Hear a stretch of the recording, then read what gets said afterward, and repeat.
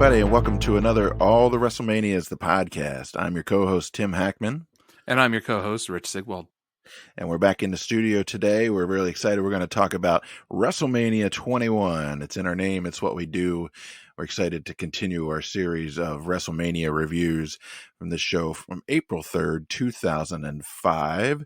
So welcome, and thanks for listening as always. If you're looking for us on the web, it's allthewrestlemanias.com. You can always tweet at us on Twitter at WrestleManiaPod, or shoot us an email at allthewrestlemanias@gmail.com. We're always happy to have your comments, your questions, your requests.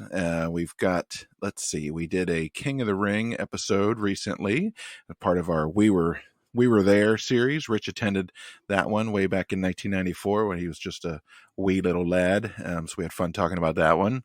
Yeah, I know you're jealous. I am super jealous still.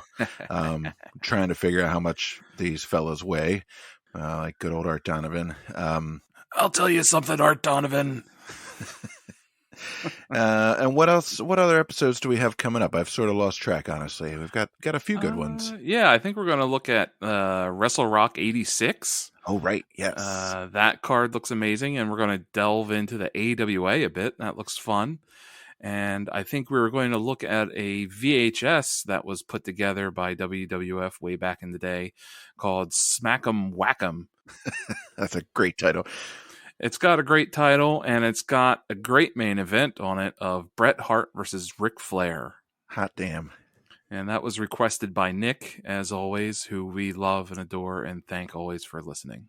Absolutely. Yeah, that's an exciting one. I'm really, I didn't know that tape or that event has existed, so I'm really interested to get into that one. So. Smack'em whack'em. Also be probably a pretty good tagline for my teenage years. Yeah, pretty much. I think they're good for everybody's teenage years. Well, yeah, it's what happens. Yeah. So it's really beyond your control. So WrestleMania 21, as I said, April 3rd, 2005, came to us from the Staples Center in Los Angeles, California, had an attendance of right around 20,100, had a little over 1 million pay-per-view buys, and had the tagline, WrestleMania Goes Hollywood. So there's a Hollywood theme throughout this one. The runtime on this bad boy is 3 hours and 45 minutes, so we're sub 4 hours, which is great. I didn't actually expect to see a sub 4 hour WrestleMania again anytime soon, but here we are. On commentary, which kind of the standard setup we've had the last few times here, we've got Jim Ross and Jerry Lawler for the Raw matches, and good old Michael Cole and Taz for the SmackDown matches. So what background did you want to provide before we get into this particular event? So WrestleMania 1 was in New York City at Madison Square Garden, and so was WrestleMania 20. And then WrestleMania 2 was in Uniondale, New York, Rosemont, Illinois, and Los Angeles. And WrestleMania 21 is in Los Angeles. WrestleMania 22 is in Rosemont. And then WrestleMania 23 is in Detroit, where WrestleMania 3 was. So I think there's an interesting little parody that they're trying to do here. And I think it goes along the lines of them trying to establish their roots as something that's been deep ingrained in the culture, even though it really hasn't been around that long. You know, that's something for one brand, but you know, it's still not spectacular. So I think it's interesting little like callback that they're doing. As for this event, it's really set up by the Royal Rumble match. The Royal Rumble is always the road to WrestleMania. It's everybody even just considers it like the stepping stone and the setup for WrestleMania. And this one was spectacular, as the Royal Rumble of 2005 match features probably the biggest botched finish in all of WWF history. Picture it. 28 people have been eliminated, and we're down to Dave Bautista from the Raw brand and John Cena from the SmackDown brand. And this is supposed to be Batista's kickoff to being the next big thing. And so Batista goes to put Cena in the Batista bomb, and Cena reverses it, but they lose their balance, and they both go flying out of the ring at the same time. That wasn't supposed to happen. Yeah, no bueno. No. So they referees are yelling that Batista won, and the SmackDown referees are yelling that Cena won, and it's a pretty good cover that's happening until Vince McMahon is legit pissed and comes storming down to the ring. And he's got his little hustle, that weird cocky walk that he does, that he looks like he's like a marionette on strings, like bouncing around down the ramp. And he's got his head rocking back and forth and everything. And so he goes to run and slide into the ring like he's really cool, kind of like how John Cena does. But his knees catch the top of the apron and rip both of his quadriceps off the bone. Sweet Jesus.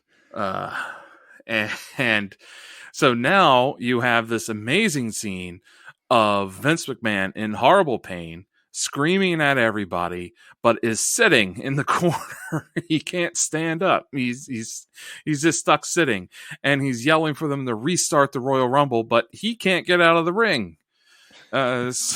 So they have to help him. They have to help him out. Then they restart the match, and Batista ends up throwing Cena over the top rope and winning the Royal Rumble with a spine buster. And such a ceremonious start to Batista's grand rise to stardom. Yeah, nothing like a pair of torn quadriceps to really set the scene for you. I'm going to have to go back and watch that Royal Rumble. I don't think I've ever seen that one, so I'm going to check that for sure. Because it's a great one. It's a great one. I'd like to see Vince McMahon in pain, honestly. It's one of the main reasons. I mean, all you're missing now is just like Bret Hart showing up and putting him in the sharpshooter after he's torn both quadriceps just to finish him off. That would have been great. Yeah, that's quite the scene setter. And then, so of course, John Cena and Dave Batista are separately in the last two sort of the big events for this particular WrestleMania. They're about to push the hell out of Batista and not Cena, really, even though, it's John Cena. We all know the future, that John Cena is like the next big thing to Hulk Hogan with merchandise and permanent face status and stuff like that.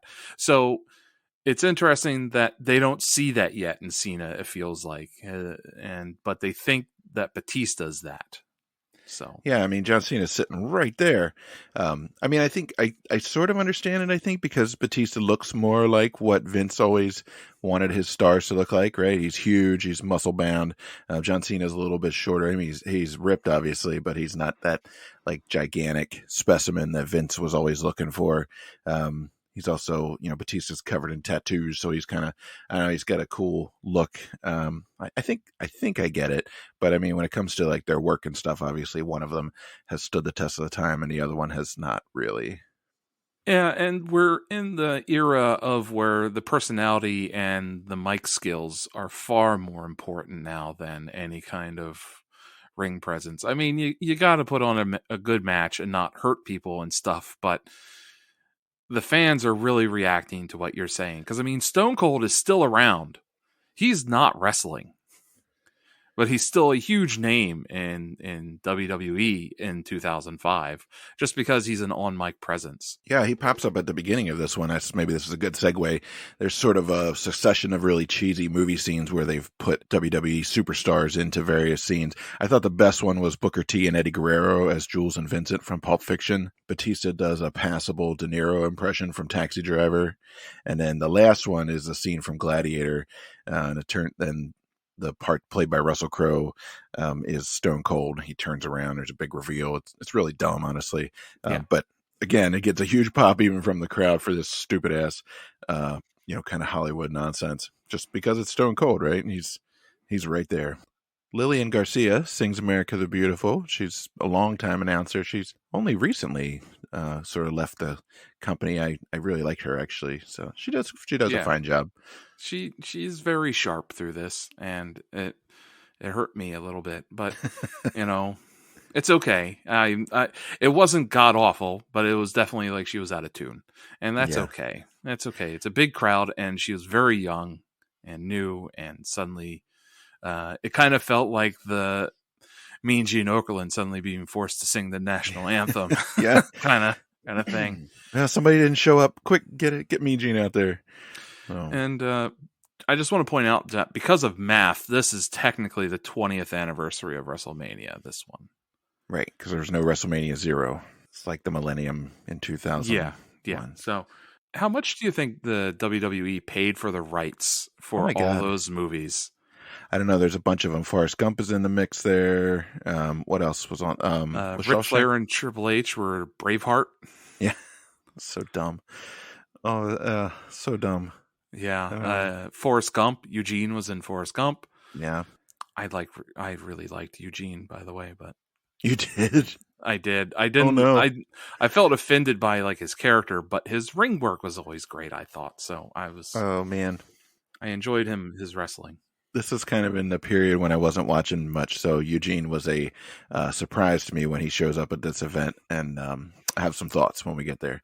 Yeah. So as you might expect. But so the very first match on the card that we get to see anyway is Rey Mysterio versus Eddie Guerrero, which honestly has the makings of an all-time great match, and I think they pretty much they deliver. I thought like this is a fantastic match in my opinion. There's a lot of interesting stuff happening with this match. So Eddie and Ray are tag champions, and they decided to fight each other. So that means that the tag team championship is not going to be defended at WrestleMania. So it's kind of like the death knell for tag teams now. Finally, the Royal Rumble. There was no tag match at the Royal Rumble, and that was the first WWF pay-per-view since the Wrestling Classic to not feature at least one tag team match on it. Wow. Yeah, bad sign for the tag team division. If you're a tag team specialist, it's time to get your resume together. Maybe polish up those solo moves a little bit. So, I mean, the Dudleys are gone. Yeah. You know, we don't see the Hardy Boys on this either. It's really how quickly that tag team action disappeared and faded away. Yeah. Edge and Christian are solo by this point. Yeah, you're right. Even JBL, Bradshaw, he was obviously a big part of the Acolytes with Ron Simmons, so they're split up. They're not together anymore. The world's greatest tag team, Shelton Benjamin's there, but Charlie Haas, I don't know where he went. He's down at the Charlie Haas of pancakes, am I right? Yeah. Get it? Sick burn. Anyway. Drinking the boysenberry. So these guys are really good. I don't know. That's maybe an understatement. There's a couple of moves here where Eddie arm drags Ray at like 100 miles an hour. There's a really cool sort of fast exchange of like maneuvers and attempted maneuvers right near the beginning. And then they take like an applause break and the crowd is popping even for like simple submission moves. They're really into it. It's just nonstop, and there's a really fun mix between the mat work and the aerial tactics and the flippy doodah stuff. That's a lot of it's really a fun match to watch and is a great opening to the show, except Michael Cole never stops talking through the whole damn thing. He's just blah, blah, blah, blah, blah, blah, blah, blah, blah, blah, blah, blah, blah, and look at Eddie, blah, blah, blah, blah, look at Ray, blah, blah, blah, blah. It doesn't stop. I bet he's an absolute nightmare to go to the movies with.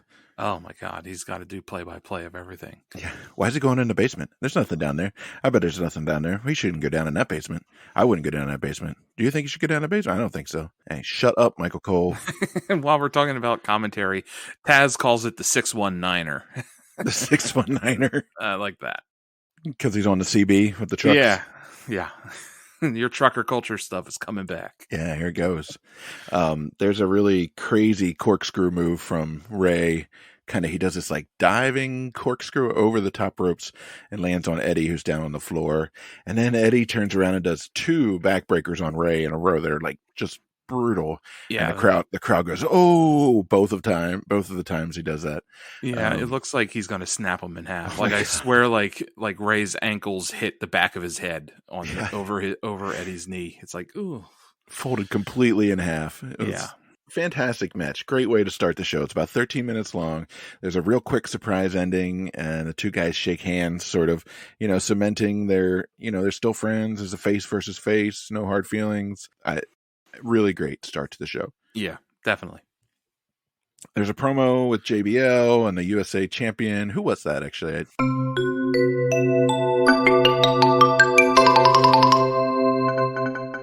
Orlando Jordan.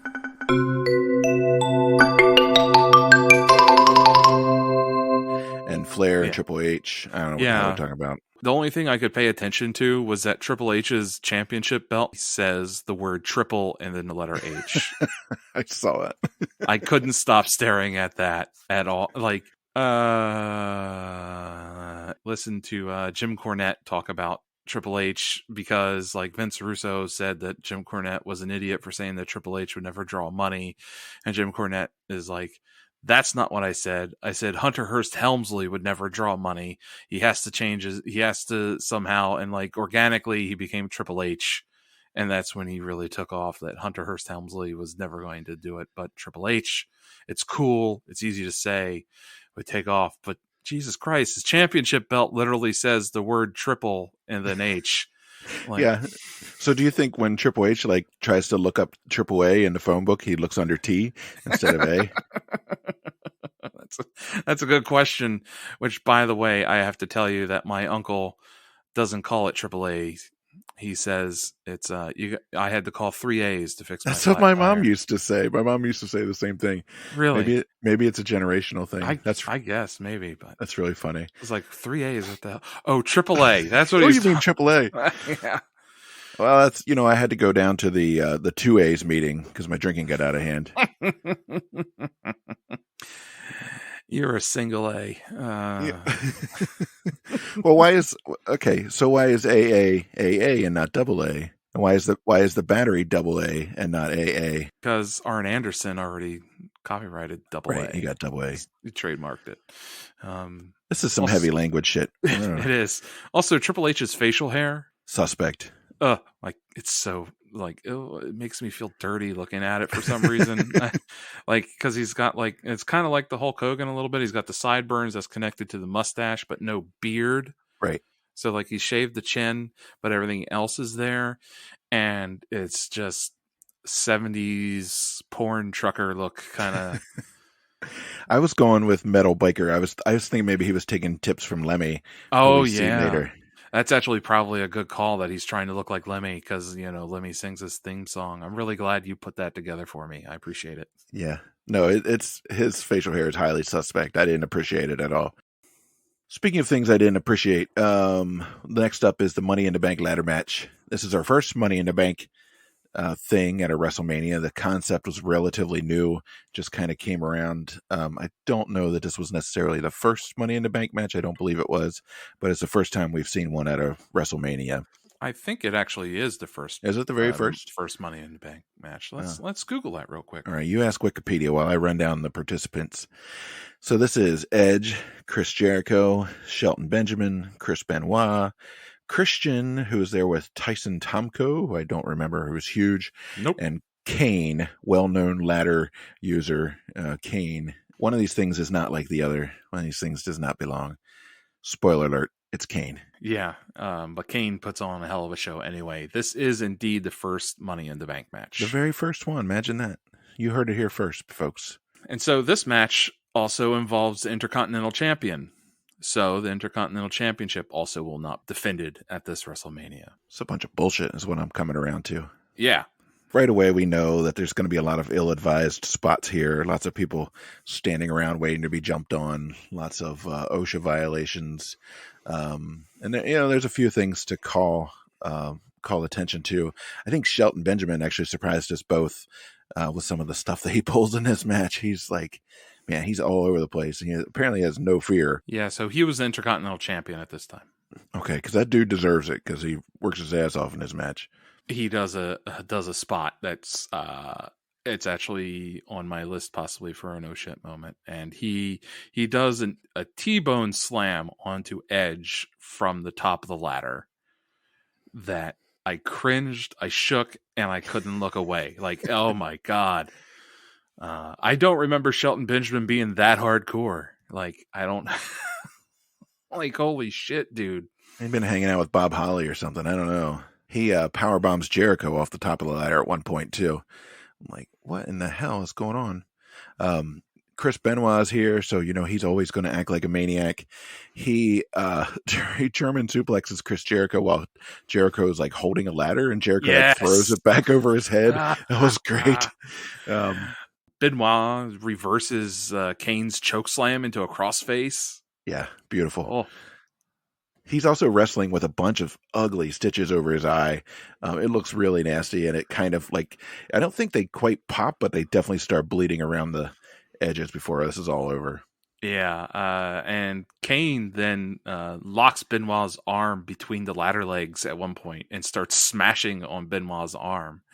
And Benoit sells the shit out of that through the entire match. It's Yeah. impressive.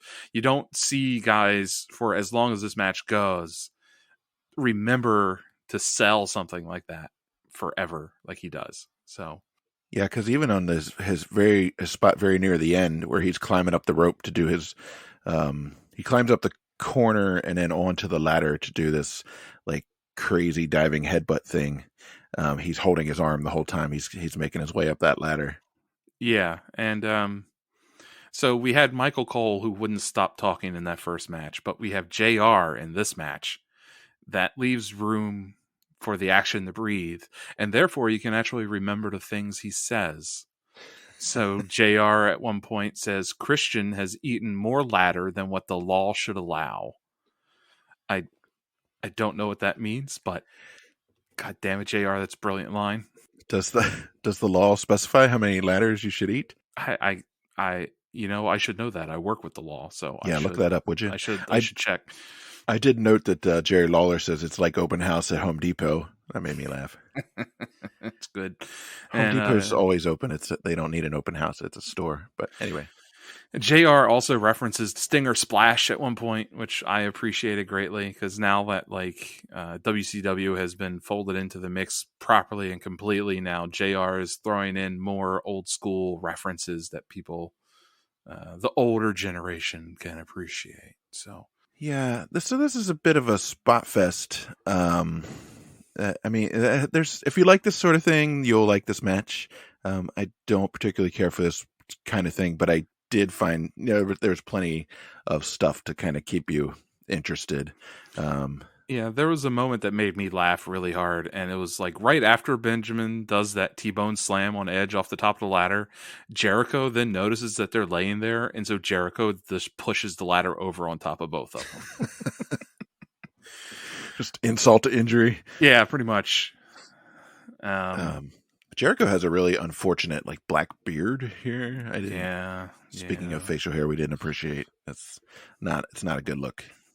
No, and another bad look was Kane botching a chokeslam on Benjamin. I don't know if you caught that. Yeah. He botched the chokeslam over the top rope on Benjamin, and Benjamin got his foot caught in the ropes and was hanging there upside down. And like Kane even stops for a moment. And you can tell that he asks Benjamin if he's okay, and then the refs help Benjamin get out of the horrible situation. Whoops. Yeah, that's not so good. Yeah. Edge hits Benoit with a chair, right? And then Benoit takes a chair shot on the arm from somebody, right, and Edge jumps up the ladder and snatches the briefcase for the win. And like Benoit is bleeding all over the place. So he actually does a headbutt, the flying headbutt with his head in stitches, and that gets him. Oh my God! There's so much blood. Yeah, that's the one I was talking about. He puts the ladder in the corner, like runs up the turnbuckle, and then runs directly onto the ladder up to the top. That made me very nervous. Yeah, that was spectacular. So Edge gets the briefcase, he gets the win. The idea is then he can cash in that Money in the Bank contract at any point in the next year to get a shot at any title that he wants. So that, I mean, it's kind of a smart device, honestly, for setting up ongoing storylines, because it adds this sort of element of unpredictability. You know, what's Edge going to do with that briefcase? When's he going to cash in his Money in the Bank contract? You never know, right? And then they also don't need an excuse. Maybe this is what you'd call lazy booking, I don't know, but then they don't need an excuse to all of a sudden throw Edge in the ring with pretty much anybody they want to. Like, well, it's time, he cashed it in, you get a match. Right, but you also end up with these shitty situations that are reminiscent of like Hulk Hogan, Yokozuna, Bret Hart at WrestleMania 9, where they just finish having a tremendous match, and then the Money in the Bank winner comes rolling down and wins the belt in 10 seconds and rolls out. Like, well, that's kind of cheap, but yeah, that's true. That's true. So next up is a little in-ring segment with your buddy Eugene, and he's okay. So I don't know how to describe this here. I mean, this is a pretty impressive combination of ableism and xenophobia in one segment. Yeah, So, I do want to advise you that one of the reasons why I love Eugene's work is that he's one of the doinks. is he really? He is one of the doinks. Oh, well then I get it. I wish he would have just been doink instead of this Eugene character. But anyways, So the Eugene character is a gentleman with some sort of indistinct cognitive disability, right? They don't quite make it clear, but he is like hamming it up like Sean Penn and I Am Sam. He's doing all the gesturing, he's doing all the weird facial tics, he's doing all the stuttering and stuff. His name is written backwards on his jacket, like somehow his cognitive disability extends to his tailoring. I'm not sure if it's because he's wearing the jacket inside out. Maybe, I Or, don't know, but it's very anyway, reminiscent of the famous advice that's given in the movie Tropic Thunder that I won't repeat here. yeah, But if you want the Academy Award, you never go full Eugene. right. Yeah. So he's here basically to say that he's super happy to be at WrestleMania. We're all supposed to like feel excited for him because, he's got a disability, and so therefore he's supposed to be inspirational, which is also gross. And then Muhammad Hassan comes out to yell at him, and also to allow Hassan's manager to break into Arabic, which is a pretty reliable source of heat. And the crowd sort of responds in kind. They boo pretty lustily when he does that little Arabic section there. I would point out, though, that Muhammad Hassan nowadays, again, like Mr. Perfect with his bashing of Big Boss Man, Muhammad Hassan would possibly be faced for what he says, that he points out that Hollywood has a history of racism and bigotry, and that it's possible racism as to the reason why he doesn't have a match on the card at WrestleMania. I mean, the dude looks like $1 million. Yeah. He's Vince's type, so I think he has a point. Yeah, I would agree. So they start to whoop on Eugene, and then who shows up to save him? We hit that Rick Springfield music. It's the real American Rick Derringer. God damn it! Hit that Rick Derringer music. Here comes Hulk Hogan. Run through his usual moves. Brother. It gets telegraphed, right? Yeah. Anybody that's somewhat of a wrestling historian, it gets telegraphed because Hassan puts Eugene in the camel clutch. And so that only means one thing. Hulk Hogan is coming down to the ring, brother. Yeah. And you're going to feel the wrath of America and Twilight's last creaming. I knew it. I knew you would get to it. Every episode now that has to have that phrase. The crowd flips its ever-loving mind, though, for him. He's got his red and yellow mustard gimmick, so he's he's Hollywood Hogan here, right? But he's not the black and white. He's Hulk Hogan still, but yeah, I mean, he's like this amalgam. Like he's like the final phase of the Undertaker at this point, where like the Undertaker's the biker, the MMA, and the dead man all at the same time. Yeah. Hulk Hogan is all American apple pie. Take your vitamins, brother. Hollywood bad guy and aging superstar. Everybody loves Hulk Hogan.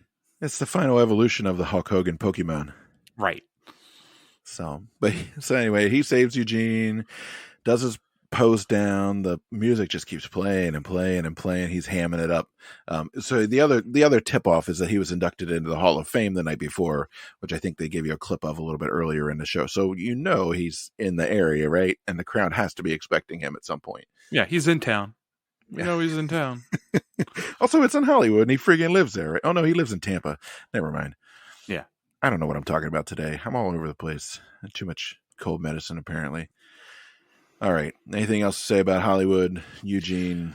The only thing that I'll point out is that now that we're approaching the third match, is that we're an hour into the show. Yeah.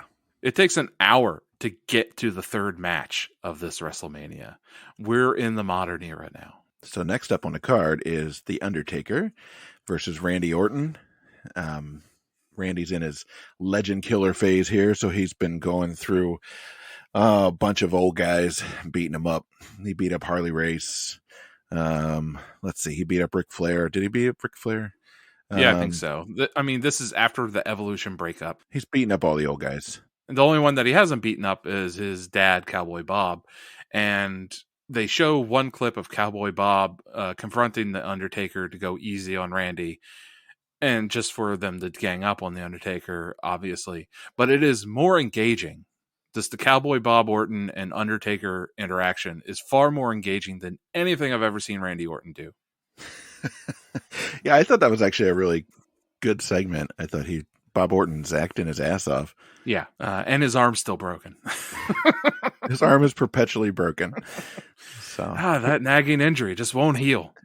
He must have some sort of calcium deficiency. That's the only thing I can think of. At this point, it might be osteoporosis. Oh, poor Cowboy Bob. So they're really playing up the Undertaker's streak here. He's got 12 wins, right? So this will be number 13. Yeah.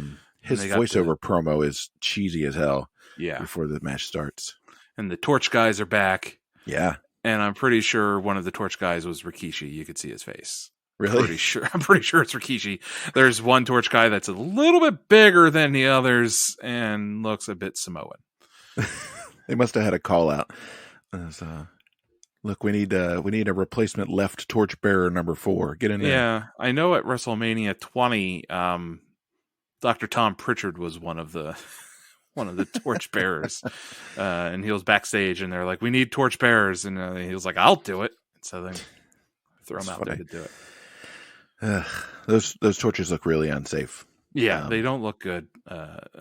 Practical. You cannot let your child handle those. No, please. So they're billing the Undertaker here as 305 pounds. And he's definitely looking a little bigger and thicker than I think I've seen him before. Maybe that's why they used the conveyor belt to get him to the ring this time. I don't know if you noticed that like he kind of like hovered to the ring. They covered a conveyor in smoke, and he like zipped to the ring. Yeah. I don't know. Did you catch Taz referring to his hands as soup bones? Oh man, no, I missed it. Oh, because we talked about that when one of the it was the Chi-Town Rumble, I think. Yeah, Chi-Town Rumble. JR keeps referring to Butch Reed's Butch Reed, right? Fists as soup bones. Soup bones, yeah. Taz refers to them both as soup bones, and then he calls them ham hocks. So, ham hocks is a callback to the Undertaker's debut at that one Survivor Series. So when he shows up, Roddy Piper screams out, "Look at the ham hocks on that guy!" Wow, that's a deep cut. It is a deep cut, but I love the Undertaker, so I have a lot of things memorized. Wow, I didn't remember that at all. So thanks for bringing that up. I was just thinking Taz is just kind of hungry, like he's been out here for an hour already. He's probably got a little hungry, but I mean, he barely gets to talk because Michael Cole doesn't shut up. So I don't know how he's worked up an appetite. Get him some ham and bean soup. Or better yet, give the ham and bean soup to Michael Cole so he can eat it and shut the fuck up. Right, and we can enjoy Taz talking because Taz actually knows what he's talking about. Yeah. So this is, I think, maybe the most offense we've seen anyone get on The Undertaker in a WrestleMania, maybe aside from that last one against Kane. Although, no, he kind of just whooped on Kane last time, too. Yeah. So, yeah, but I mean, Orton really, gets some actual heat on The Undertaker. Undertaker does a good job putting Randy over to a certain extent, but it also kind of made me miss the stalking Undertaker. So remember I always talk about how the original Undertaker concept, he never runs or anything like that. He just has bursts of attack, but he's always just stalking and lurking because he's got all the time in the world. And I kind of missed that approach to his fighting, and I actually think if he would have stuck with that, he would have had a longer career. Yeah, less hard on your joints and such, for sure. There was a spot where Orton goes for the RKO, and Undertaker just threw him over the top rope. Yeah, that was nice. that was great. And Undertaker also landed a really nasty looking leg drop on the apron, which is classic. And I'm going to shit on Michael Cole some more. Michael Cole says everyone is on their feet, and literally no one in the camera shot is standing up. What a lying asshole that guy is. God damn it. It's just There's nonstop. video evidence, Michael Cole. We Yeah. don't buy your lies anymore. The crowd really gets in the chanting that Randy sucks. He's reached max heel now. Yeah, he So does suck. this is probably one of Undertaker's best matches that we've seen in a very long time out of him. That's actually like legitimately competitive. Yeah, I would agree. I mean, I know you like sort of the the squashing Undertaker matches, but this was good. There's like good back and forth. I'm not as much of a Randy Orton hater as you are, I don't think, but I'm still not. I wouldn't count myself as a fan, but he actually does a pretty good job here, and they work together really well. Cowboy Bob intervenes and clocks Undertaker with the cast because his arm's still broken. They bump the ref. There's some shenanigans near the end. Actually, pretty suspenseful. I thought. Cowboy Bob drags Randy on top of the Undertaker, who's laid out for the pin, but he gets the kick out. And then Orton goes for a tombstone, which is, I gotta say, one of the dumber ideas he's ever had. It's not a good idea, kid. And the Undertaker just like flips over onto his own feet and reverses it for the win. And that puts him at 13-0 on the streak. Yeah, I actually noted that Earl Hebner sold the hell out of that ending. Like the referee suddenly out of that match was like very integral in the ending and really made it top notch. And he did a great job with that. Did you watch that Undertaker's Last Ride documentary series? No, I watched the Stone Cold interviews, but I didn't watch that piece. So I believe in that. It was in that he talks about he was like one of Randy Orton's very first matches, and he sold to Randy Orton more than what he was told to try and help the kid look good and get him, established. And the match ends up getting like cut to shreds for SmackDown in the editing room because Vince wanted it to be a squash match that like basically just wanted Orton the job to him. And I thought that's a really interesting little thing. Maybe he talked about that on the Stone Cold one of the Stone Cold ones. But yeah, so that's an interesting story that Undertaker tells about being like one of Orton's first televised matches, and he puts him over more than he was supposed to and gets in trouble and stuff. But he wanted to take care of Randy Orton. Yeah, that's interesting. I'd be curious to know how common that was, with other guys like that. So, anything else to say about this match? Like I said, I really enjoyed this one. Yeah, it was a good one. One of the better Undertaker at WrestleMania matches we've seen so far. Yeah, definitely. All right, there's a WWE Women's Championship match coming up. Yeah. Trish Stratus versus Christy Hemme, who's there with Lita. I don't remember Christy at all. Apparently she was in Playboy. Trish is jealous. She spray painted slut on her back at one time, which is not very cool. That's not what the kind of sisterhood we're going for.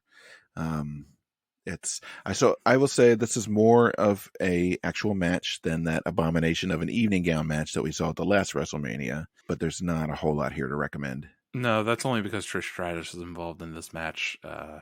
So they have a so-so women's wrestler, Trish Stratus, versus a not wrestler at all.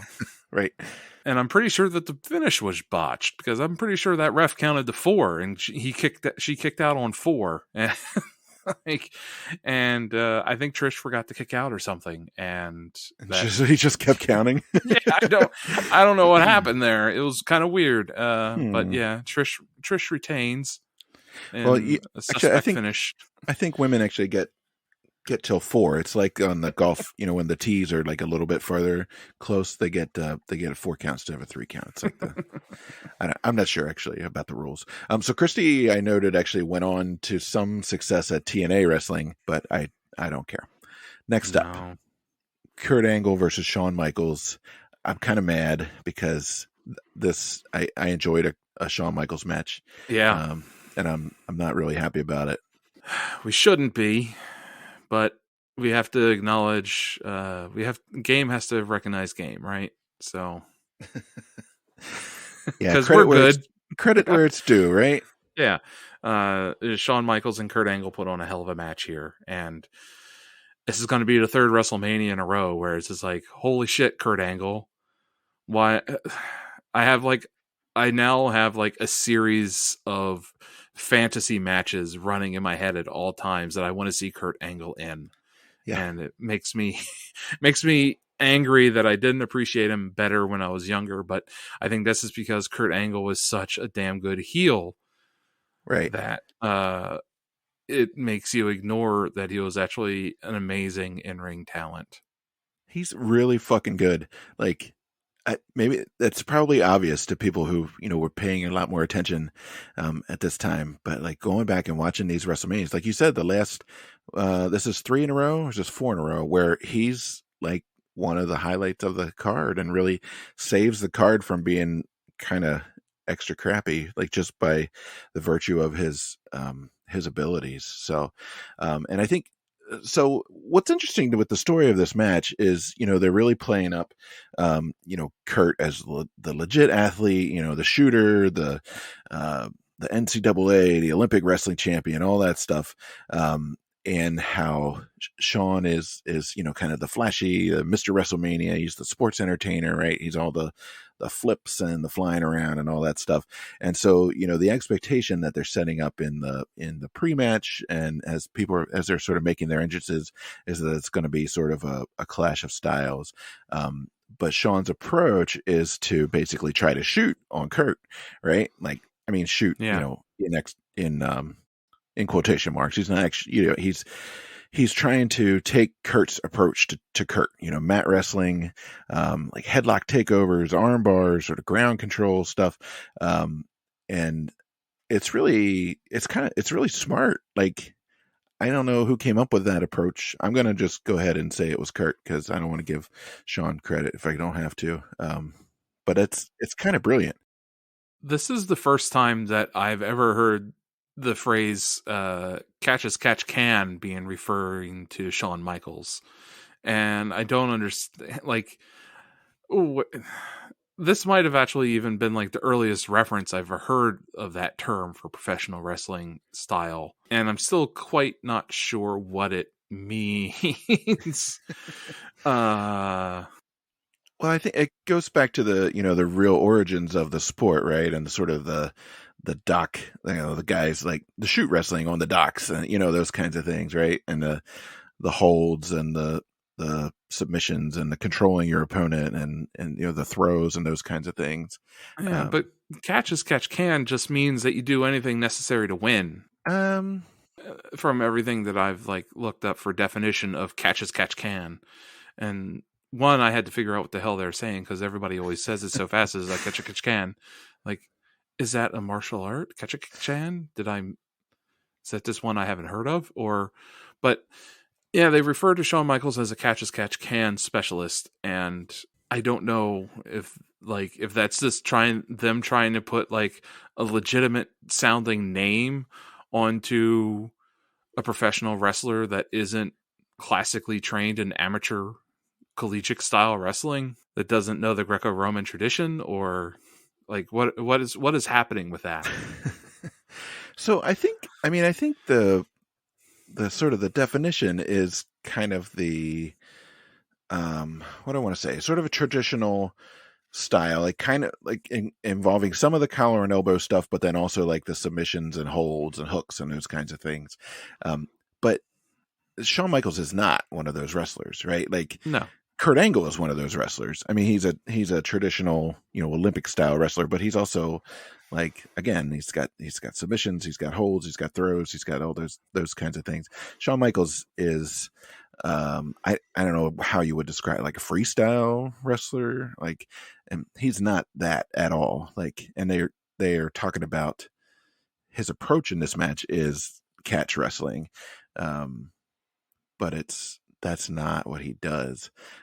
So anyway, like I thought it was really interesting. The announcers won't stop talking about how all this must be throwing Kurt off of his game, and Kurt was coming in expecting to shoot on him, and all this stuff. So I thought it was kind of smart, and it made the match really enjoyable.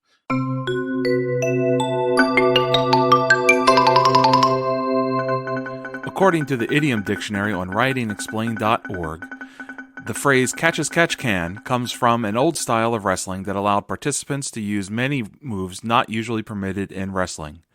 For example, catch-as-catch-can wrestlers may hold each other below the waist or even trip each other. Therefore, catch-as-catch-can wrestlers take advantage of any opportunity afforded to them, including opportunities not usually used by other wrestlers. Likewise, when something is described as catch-as-catch-can, it is done in a way that allows any advantage possible to be used.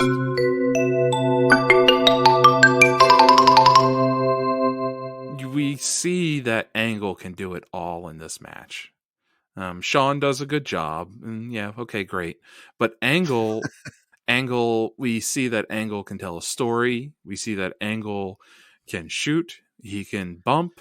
He can everything. He is incredible in this match. Absolutely stunning. And he's got counters for Shawn's weird shit, and he's got like legitimate moves. His vertical suplex is a thing of beauty. Yeah. Oh my god. And at one point Angle starts bleeding from the mouth. Yeah. And he's using it. Like he's He making looks it like work. a maniac. Yeah. Oh my god, it's amazing. Like he just like bit into a raw steak outside of the ring or something. Like I was just assuming he like chewed halfway through his tongue just for the effect. there's some spectacular spots, but the match just keeps going too. So it's never like it slows down and then there's a spot and then slows down again or anything like that. It's always moving, but there's very great spots. And Shawn is moving fast in this match too to keep up with Angle. He's struggling a little bit to keep up with Angle. But Angle, like in his match with Eddie Guerrero, he gets frustrated that his pure wrestling isn't working. And so he starts throwing punches, and that's when he always falls apart. And that's when things turn around, because Shawn and Eddie Guerrero are both better brawlers than Angle. And that's the story that Angle wants to tell, that he can put you in 1,000 holds and make you tap 10 million ways. But if he's got a punch with you, he just can't keep up with you. Yeah. Yeah, and there's some stuff where Shawn lays some serious like Flair-esque knife edge chops on Kurt. They were Yeah. tough. Shawn does his ugly crossbody from the top rope to the floor and almost lands on his damn head. He should not be doing that at his age.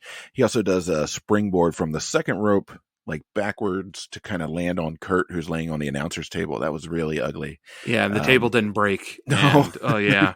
They both roll over onto the floor. It's like, woof. I think the crossbody is where Angle starts bleeding, because I think Shawn catches him in the mouth with his knee on the crossbody. Yeah, that would make sense.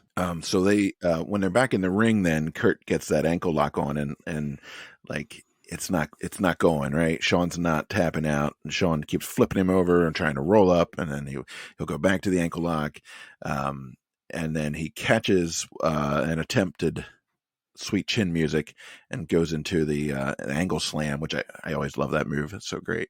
And then after another finisher kick out, Kurt like loses his shit, and he grabs Shawn and starts like yelling in his face. And Shawn takes like one step back and super kicks him like right on the button, and he crashes over completely. Amazing back body, back bump there.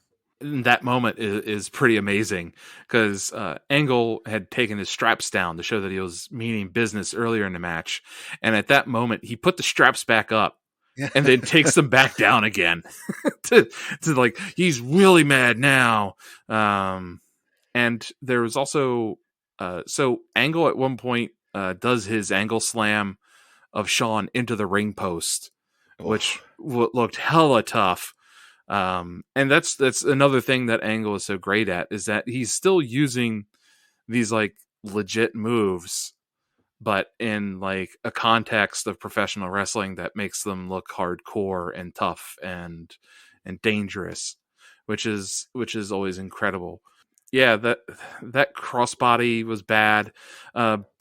Shawn goes for an elbow from the top rope, but he kind of telegraphs that he's going to miss, because you can see him rotate his body around to make it a back bump so that he doesn't land on his front. But Angle doesn't do that when he misses that moonsault.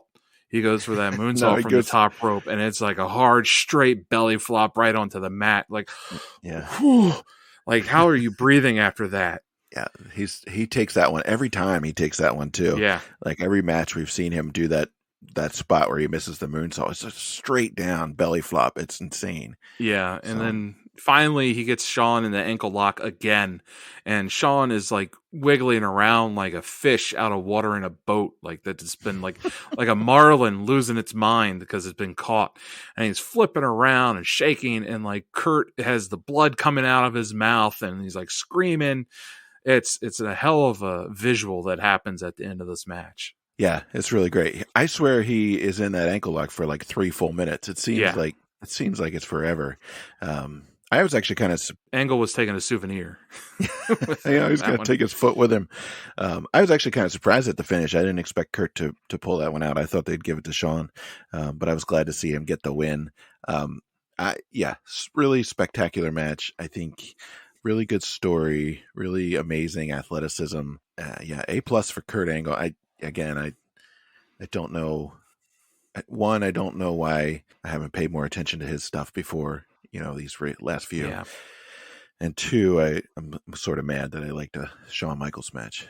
Kurt really keeps the show going, though, because even after the match, we get this final shot of Angle spitting blood out of his mouth at the end. And that's like the last thing we see. So he's still like aware that like the storytelling is still continuing even after the bell. And so he's like spitting this blood out and angry. Like, oh, it's so good. So good. They show Fabulous Moolah and Mae Young in the crowd. That was really nice. And then Roddy Piper's back. He's going to do a Piper's Pit segment in the ring. He looks awful here. He looks sick. I don't know if he was like starting to get sick here already or what, but he does not look good. Well, I mean, he's old here, technically. He's like... He's got an artificial hip at this point, and he actually got the artificial hip while he was in WCW and was still working matches after the hip. And it's like, dude, you should not be like, you shouldn't. Back then, you don't do shit like this with artificial hips. Like, yeah, no. So this is actually his return to WWE after he'd been, I think he was in TNA for a little while. This is sort of the very beginning of his like final run with the company. So, but he's he comes out and calls out Stone Cold. He doesn't like Stone Cold. He's going to talk some shit about Stone Cold. And then, as you mentioned, Stone Cold's been not wrestling for a little while now, but here he comes yet again. Yeah, and we got Lawler dropping a genius line of, if Stone Cold ran for president, our national bird would be the finger. Double birds.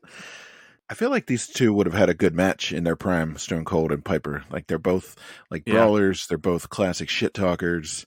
They're both not afraid to play dirty. I actually think that the match would have been so-so, but all the promos leading up to it would have been fucking gold. Yeah.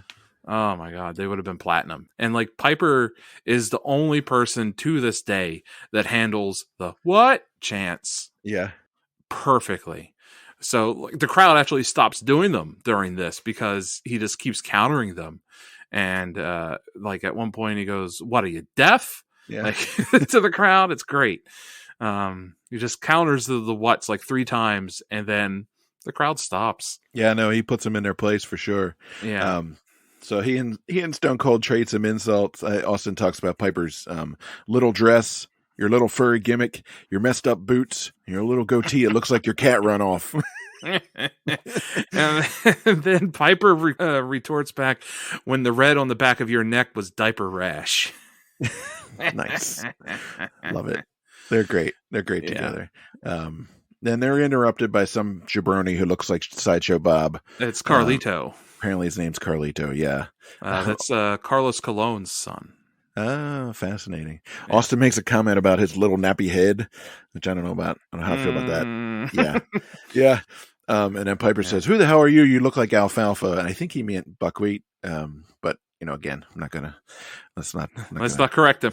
Let's not correct him. Yeah, it's better that he actually said alfalfa. And then they stomp a mud hole in Carlito. I just noted that this ends exactly how you think it would. Right. They shared. He gave Piper some beers, and I was kind of wondering if that like Piper was sober at this point. Because I know. Like a lot of guys, he probably had some. He was certainly overselling the alcohol.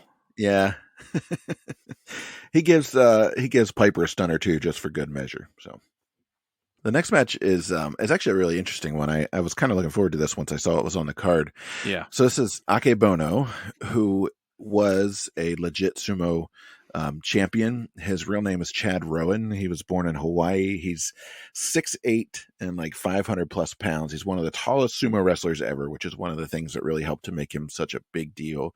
Now, when I was in college in the late 90s, I was taking Japanese classes because I'm a white guy, and that's what white guys did in the 90s. They took classes in Japanese. And I remember our professor talking about Akebono and this, this American kid who had like come up through the sumo and had reached the Yokozuna, which is, the highest sort of status that you can get. And he had held it for 8 years. He was the first non-Japanese born person to reach Yokozuna, which is a big deal for a absolutely. place like Japan and a sport like sumo. So anyway, so that's the story of Akebono. He's here, Yeah. and they're going to have a traditional sumo match with Big Show Paul White. Yeah, I remember watching Akebono on ESPN2. I used to watch all the weird sports on ESPN2. And sumo is fun to watch. I really enjoy it. I think it was during his time period where like there was the massive scandal that some sumo matches are fixed. What? So basically, and now it's not fixed to the point of like professional wrestling, but it's more of if someone was losing too many matches and they were about to drop out of being able to stay in their house, basically. So like all the sumos live together in different training camps and stuff like that. And if you don't maintain a certain winning level, you would get bumped out. And so they would watch, and if someone was about to get bumped, they would throw their next match to make sure that that person won, just to keep the winning percentage high enough for them to stay in. Oh wow, I didn't And that remember was a that. big thing because sumo was is still a huge gambling Yeah. thing for the Japanese. And actually going to Tokyo and seeing sumo matches is on my bucket list.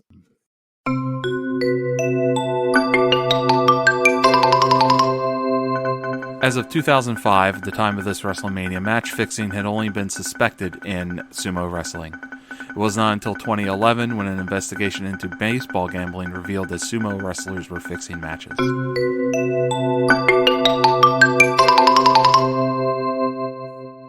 Yeah, that would be really awesome, honestly. My wife had mentioned wanting to go to Tokyo one day, and she was like, "I don't think you'd want to go to Tokyo. It doesn't seem like something you'd want." And I was like, "Honey, I have an entire bucket list of just things I want to do when we go to Japan." She's like, "What?" I was like, "I want to go to the robot cabaret. I want to go to the sumo matches. I want to go see Mount Fuji. I want to go to the Shinto temples. I want to." That's funny. She's like, "Wait, you have this list?" I'm like, "Oh yeah, I have a list." I You want should to work go for the to. you should work for the 3A's. Yeah, I should. I want to go to No, the Japanese opera. Okay. I want to do a traditional Japanese tea ceremony with geishas and everything. Because when I was in college, I had to take it's like upper level studies of music. And every semester it was a different topic, and I was requested by the professor because I was friends with him to take it this one specific semester because his wife was from Japan and was teaching classic Japanese music and the traditional Japanese music, and so I got to be in the class and I got to study Japanese music, and I became really fascinated by it. And I got to perform contemporary Japanese music for contemporary Japanese composers and stuff like that at a festival. And like Japan became a part of me a little bit with this class, just like you were talking about taking the Yeah. Japanese language class. I ended up getting suckered into this Japanese music class. It was really hard, but I learned so much and I became fascinated by it, especially by the robot cabaret. So Well, there you I go. was super excited to see a sumo match on this card as well. Yeah, I was into it. The crowd reacts to to Big Show and his Mawashi when he takes his robe off and he's in his, in the sort of the loincloth thing. The crowd kind of like, I don't know. It's you can sort of hear it like kind of wave through the crowd. Our They don't. culture is not ready to see a big No. man in skimpy clothing. This is the truth. Yeah, and I but think that's Paul, why it was smart that Yokozuna wore the tights with his Mawashi. yeah. And actually, speaking of Yokozuna, it's kind of a shame that they never got to do this with him. I don't know. I mean, maybe they did, and I don't know about it. I swear that him and John Tenta had a fixed sumo match. That was a work, but I might be misremembering something like that. So I like that Paul White is taking this seriously. He's going through all the ritual motions. They do some posturing about who's going to get into the stance first, and all sort of traditional stuff. Throwing the salt and bowing to the official. I forget the referee's name. The name of that position. During all this, there's a fan holding up a Mudvayne sign right behind the ring, which is kind of ruins it a little bit. But then once they start, you can tell that this is a work, because like they're not. My opinion looking at it was like Akebono could like toss Big Show over whenever he wanted to, and the slaps are kind of weak. Yeah, you see Big Show whisper in Akebono's ear at one point. Oh, really? Supposedly this was a shoot. Supposedly I've heard, but you see Big Show whisper in Akebono's ear, and then 10 seconds later, Big Show is in the air, going out. So I think that it was a work. Yeah, and like I said, the slaps and stuff are kind of weak. Big Show sort of for the finish, Big Show like picks up Akebono and just like kind of turns him around at the edge of the ring, but then Akebono just sort of gives Paul a hip toss right out of the ring, right onto the floor. But still, it was pretty cool. I'm glad we got to see this. So yes, Yokozuna and John Tenta had a sumo match in 1994 on a Monday Night Raw. It looks like. Oh my God! All right, well, now we have some homework to do. Yeah, but yeah, so this was definitely fascinating, and it was really an impressive, fun little exhibition for the crowd to see there, which I don't think the crowd appreciated whatsoever. I was also impressed that they broke down the ring very quickly from the Piper's Pit segment to this. Like, why did it take them so long to get that barbershop set out of the way for Eddie Guerrero's entry? But Jesus, they can turn the ring into a traditional sumo platform. No time flat. Like no time bam. at all. Yeah. So it's pretty impressive by the stage crew there. Good job, guys. Yeah. Alrighty. Moving along. John Cena versus JBL, John Bradshaw Layfield. This is sort of the co-main event. This is for the WWE Championship. There's a package on the feud between Cena and JBL. There's a long bit about Teddy Long fucking with them both, which is cool. I noted that JBL looks so much like Vince McMahon, it's disturbing. I actually put down that I felt like they just had JBL take over Mr. McMahon's character. Like yeah. if that's what it actually felt like. I remember hating JBL's gimmick here with this and stuff like that. And he was a great heel champion. I think he had a really long heel, like long championship tenure here too. Yeah, I think so too. He had a long stretch of like being undefeated, and they kind of make a big deal about that. The part that I got a kick out of in the video package was JBL has John Cena arrested for vandalizing his limo, which is like the only time I've seen somebody in wrestling like actually have the appropriate response to something that happens like that. And he's an asshole for doing it. Yeah, right. He's like, oh yeah, you vandalized my limo. I'm going to call the cops, and then they come and arrest him. It's not like I'm going to fight you afterwards, which is what idiots do. It's like, no, you call the cops and you let them handle it, and then you sue them for the damages. So, I thought that was funny. Yeah. There's also a sign in the crowd that says Keith is still limp. I don't know who Keith is, but I feel bad that he just got called out like that on pay-per-view. Somebody's ex-husband. Yeah. Someone's sore. This is a pretty physical fight. There's a bit of a knockdown, drag out. There's some tough clotheslines. There's a double clothesline. I like when JBL grabbed Cena by the shorts and like shoots him out of the ring. That was pretty good. Yeah, I That mean, this match, they telegraphed the ending of it again. This is another championship match where they introduce the champion first, and then the challenger comes out. Like, it's pretty dang clear that John Cena is winning this one. Like, yeah, he's on a jetpack to the moon in this. It's very clear from the very beginning that John Cena is going to win. Um, it doesn't look like JBL's trying very hard with a lot of things. I don't know if that was him trying to make it look like he was just like looking past John Cena, or if he just wasn't literally putting out any effort because he's been champion for so damn long. He's tired. I like that Cena's wrestling in Reebok pumps, yeah. and he stops at one He point to stops to pump up pump the him up. shoes. Yeah, that's great. Um, You think anybody watching that now will get that reference? We're like, what no, the hell's not he at all. doing? Not at all. What are those shoes? That's weird. Um, Okay, boomer. they kind of made JBL look like Biff from Back to the Future as well with that hair too. I thought. But yeah, there's just like a lot of slugging in this match and a lot of hard hits and like just it's a brawl. And then Cena lands an FU out of nowhere for the win, and that's it. Yeah, I mean it's entertaining enough, not terribly memorable, I gotta say. Right, Yeah. we get like 10 seconds of Cena's championship celebration, and then we're out. And we get a Yep. moment of like Cena jumps into the crowd, and there's one woman that just won't let go of him. It's like she's got a souvenir. Like you don't get to keep him because he went into the crowd. It's not baseball. It was really anticlimactic for Cena. I felt kind of bad, and so it gives you really the feeling that they want Batista to be the face of the company here and not John Cena. Yeah, the match is only 11 minutes long. And for comparisons, that Kurt Angle Shawn Michaels match lasted almost 28 minutes. So, Yeah.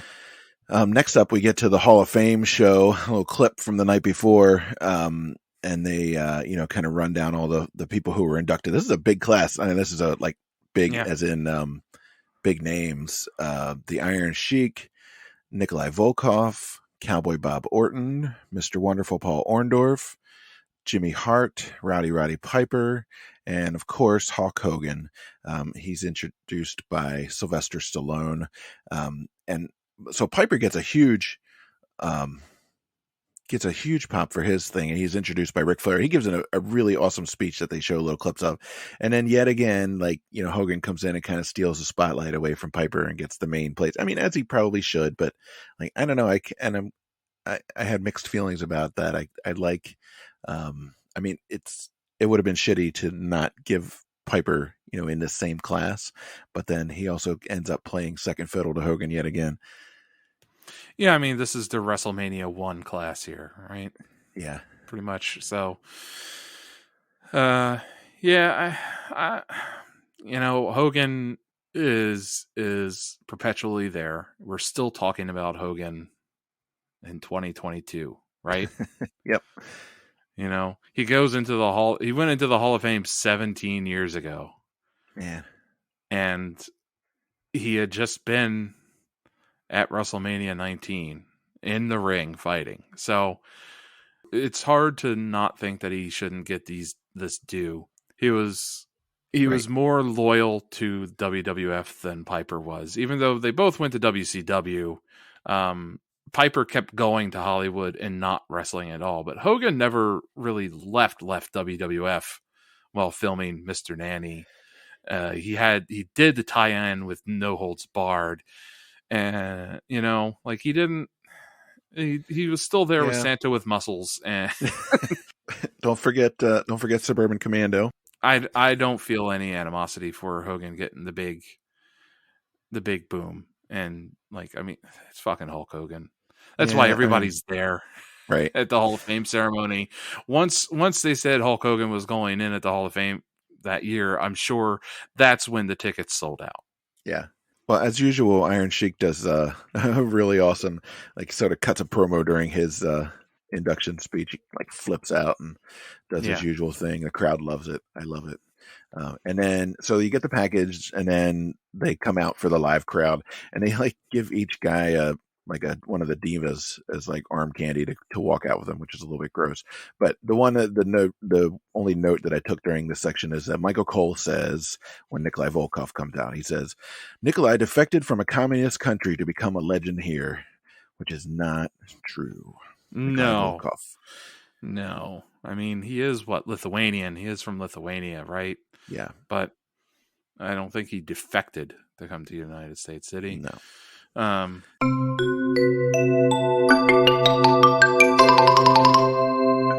Nikolai Volkov was Croatian and a member of the Yugoslavian weightlifting team, and in 1967 he defected to Canada while participating in a weightlifting tournament in Vienna, Austria.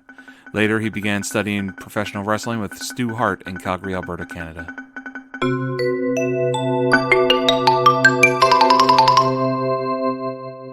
The only other thing that I would note about like them coming out too is that Cowboy Bob Orton is still selling the bump he took from The Undertaker during the match. Consummate professional. Roddy Piper is suddenly sober and not hurt from the stunner whatsoever. Just saying, which one's still working? You know? Yeah. God bless Cowboy Bob Orton. Yeah. What a mensch. All right, so I guess it's on to the main event here, which I think is a bit of a letdown. Honestly, I was not particularly entertained or interested. I think for me, this show kind of peaked with that Kurt Angle versus Shawn Michaels match. I think it starts pretty strong.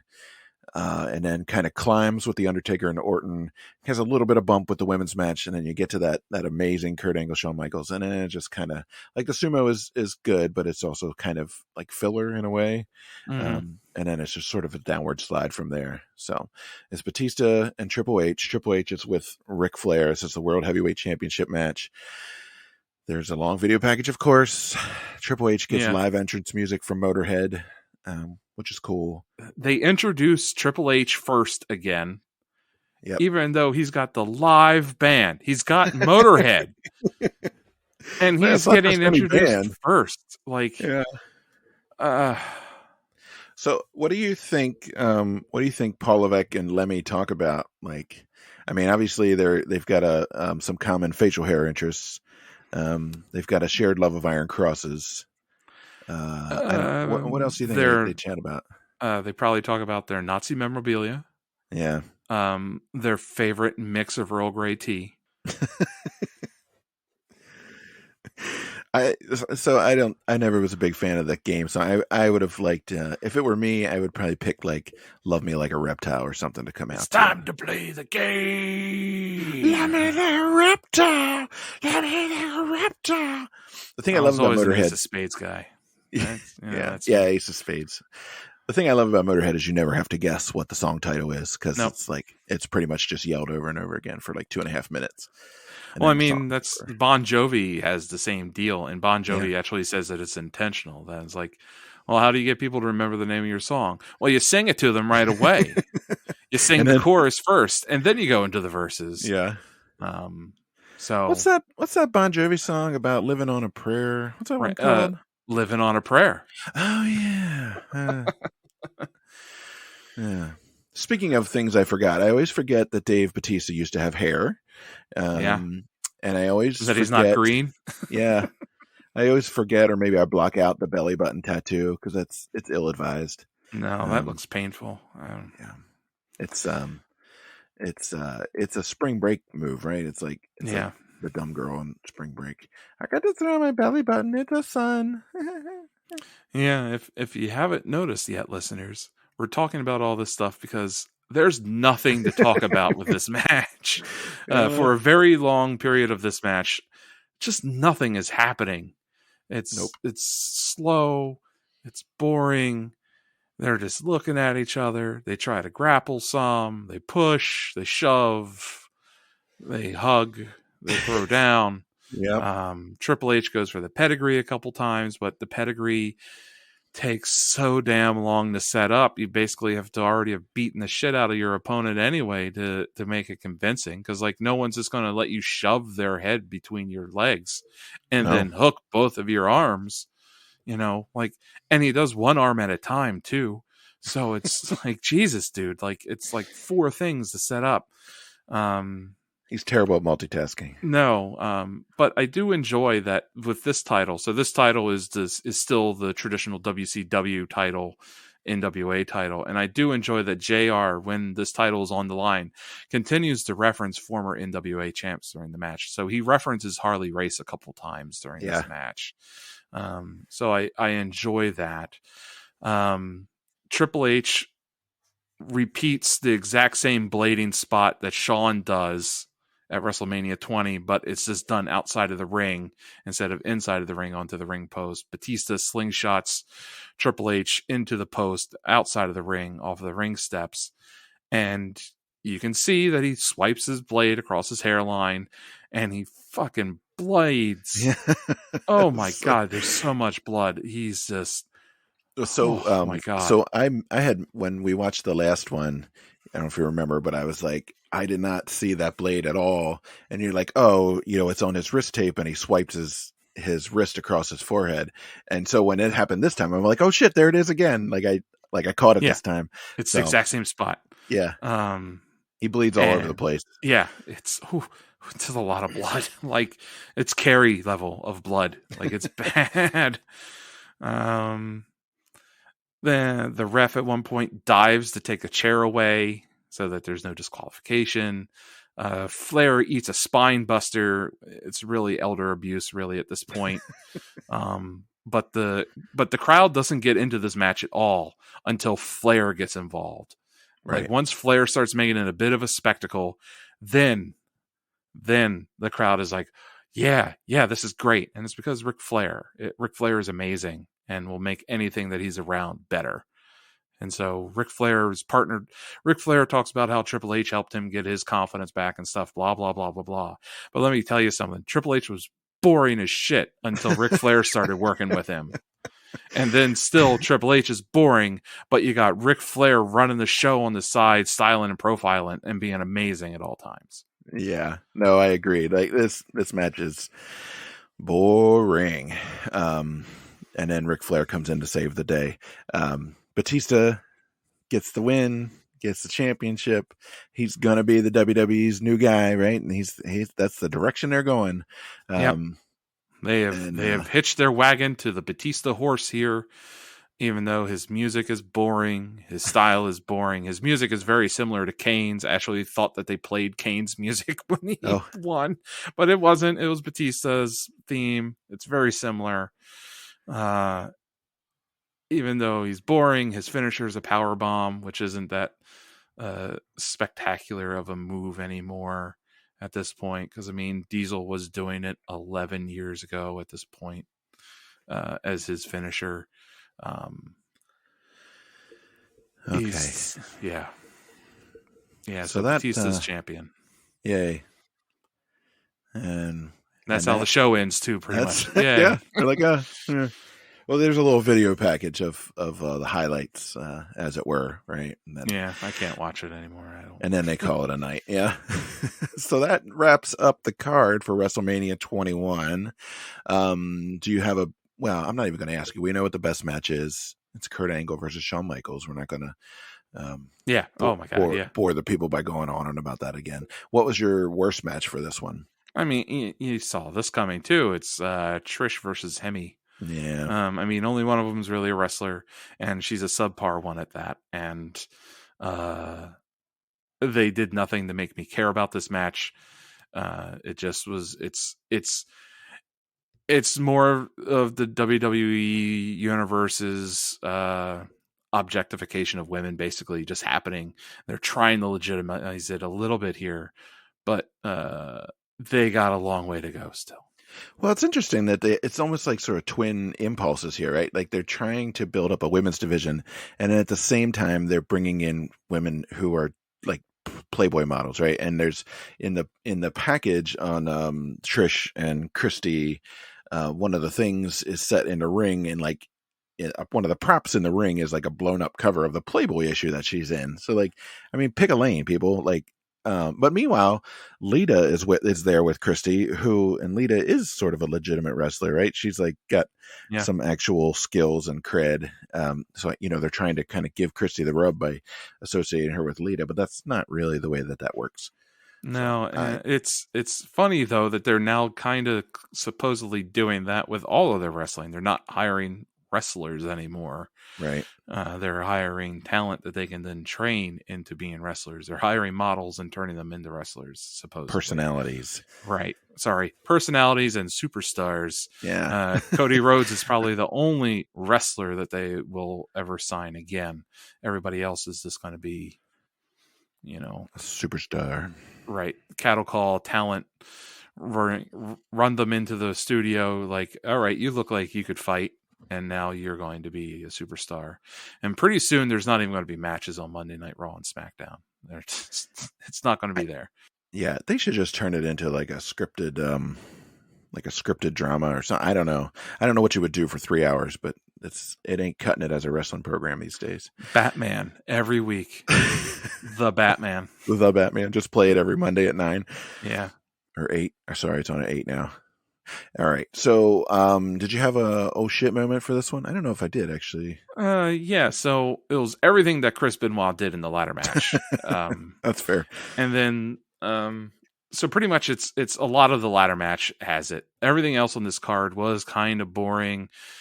There was nothing real. I shouldn't say boring, but nothing that like stands out and makes you go damn or anything like that. Like it doesn't get you Ron Simmonsing or anything. But the Shelton Benjamin T-bone slam on Edge off the top of the ladder was big time. The spot where Shelton Benjamin runs across a ladder and then climbs a ladder into a spear, I think it was Yeah, that was crazy. Was insane. Like, you are a maniac. What are you doing?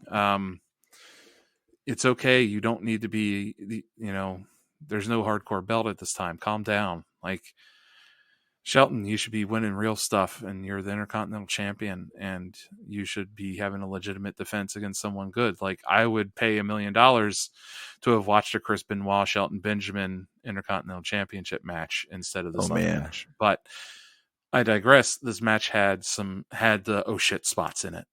And so that's really what I'm trying to say, that of everything on the card, this is the match that had the oh shit spots in it. Not necessarily that that's a good thing, but that's what happens.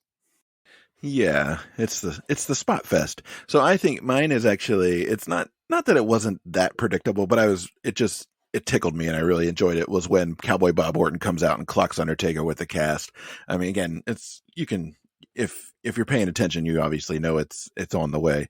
But I thought that was a really cool kind of throwback to Cowboy Bob's career and actually to WrestleMania 1, right? We talked about that at the beginning. So that was always his shtick. So that part was cool. I enjoyed that. All right. What do you think? I guess we got to give a rating to this WrestleMania. Yeah. I mean, this is one of the better ones that we've watched recently, I actually think. I did like the movie thing at the beginning. Most of the matches are pretty solid. It has one of the better Undertaker matches. Eddie versus Ray is good. The Money in the Bank ladder match was entertaining for what it is. We got Hulk Hogan come out to beat up a Muslim guy, which always is a feel-good moment for the crowd. Crowds love it. Yeah. We talked about the Undertaker. Kurt and Shawn Michaels is spectacular. It is a highlight reel all by itself. The Piper's Pit segment was extremely predictable but enjoyable. The Akebono sumo match with Big Show was fun, and it didn't take too long. It didn't occupy too much time. It was pushing it, but it was right. They didn't waste a lot of time with the JBL versus Cena because we know Cena's going to win. Everybody knew that Cena was going to win. Why make them fight 35 minutes? We also knew that Batista was going to win. Batista's on the skyrocket to Mars here with taking the belt from Triple H. We knew that was going to happen, but they let that one drag out because they want Batista to be the big thing. Yeah, I'm sitting at like a 3.75 to a 4 on this one, just because there's really no bullshit happening with this show. Yeah, I I think I agree. Actually, think I'm going to say a 4, which is one of the higher ratings we've given lately. So there's 8 matches on the actual card that we saw. There's an additional 30-man interpromotional battle royal that was on the sort of the buy-in that we didn't see. It's not on the Peacock.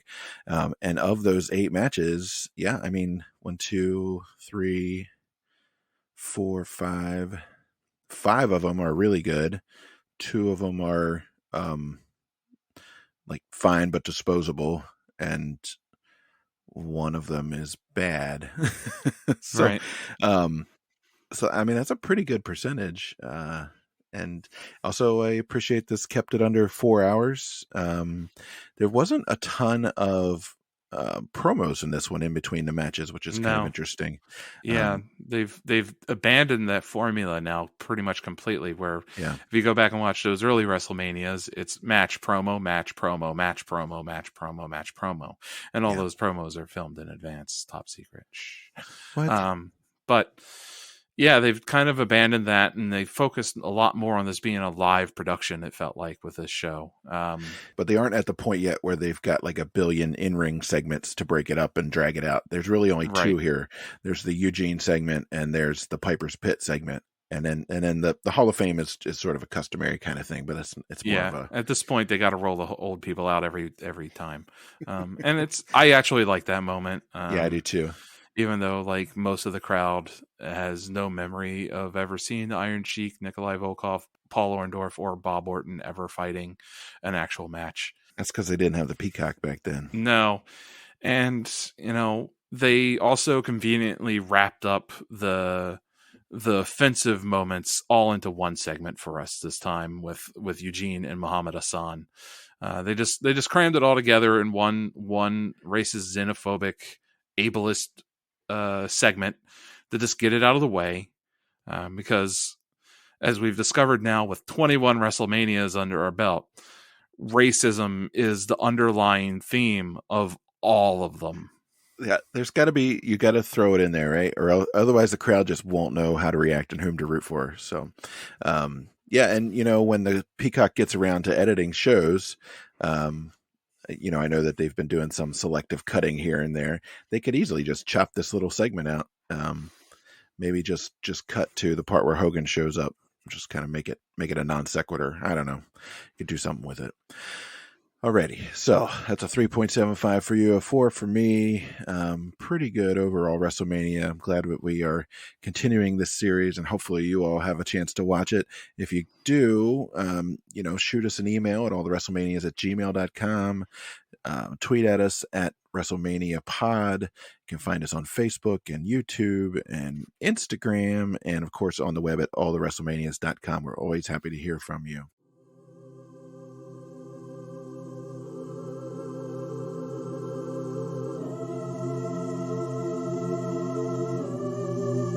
And then the last thing that we want to do is, as always, just take a moment to pay tribute to the performers that we saw in this show who are no longer with us. So for this WrestleMania 21, our in memoriam section includes Matthew Anoa'i, a.k.a. Rosie, who's in the pre-show Battle Royal, Chris Benoit, Fabulous Moolah, Howard Finkel, Nelson Frazier Jr., a.k.a. Viscera/Mabel, who's also in the pre-show Battle Royal, Eddie Guerrero, Bobby the Brain Heenan, Lemmy from Motorhead, Mean Gene Okerlund, Mr. Wonderful Paul Orndorff, Rowdy Roddy Piper, Nikolai Volkov, and Mae Young.